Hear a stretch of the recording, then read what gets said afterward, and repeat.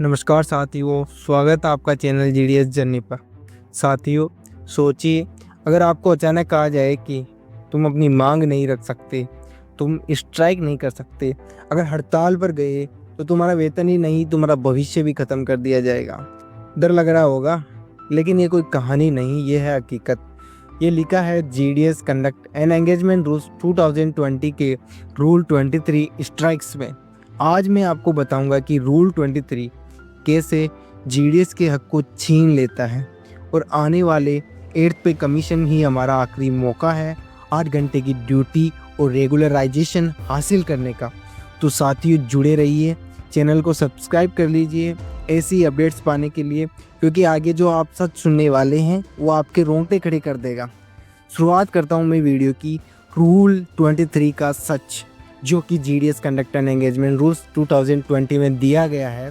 उसका point number 1 बताता है साथियों, जो भी जीडीएस स्ट्राइक में जाएगा उसकी टीआरसी एक कट जाएगी। सिर्फ सैलरी ही नहीं बल्कि सर्विस कंटिन्यूटी भी टूट जाएगी। मतलब प्रमोशन और सीनियरिटी सब गड़बड़, यानी हक मांगो तो सजा पाओगे। रूल 23 का पॉइंट नंबर 2 बताता है, स्ट्राइक में शामिल जीडीएस को टीआरसीए, डीए, बोनस और पेड लीव कुछ नहीं मिलेगा। वो दिन ऐसे गायब हो जाएंगे जैसे आपने काम ही नहीं किया। यानी स्ट्राइक का मतलब जीते जी मौत जैसा सन्नाटा आपकी जेब में। पॉइंट नंबर 3, स्ट्राइक पीरियड को किसी लीव में एडजस्ट नहीं किया जाएगा। यानी नो वर्क नो पे और कोई एडजस्टमेंट भी नहीं। मतलब एक दिन भी स्ट्राइक, सीधे खत्म मामला। अब बात करते पॉइंट नंबर 4 की।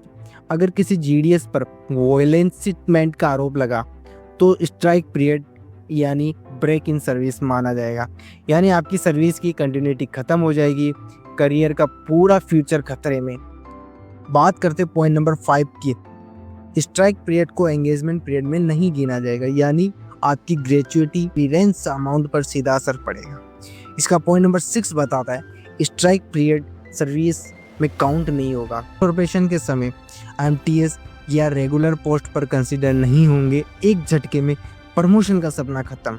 बात करते हैं एलडीसीई एग्जाम, जिसके अंदर पोस्टल असिस्टेंट, सॉर्टिंग असिस्टेंट, मेलगाड़ी या एमटीएस में बैठने का हक भी कम हो जाएगा। ये बताता है पॉइंट नंबर 7।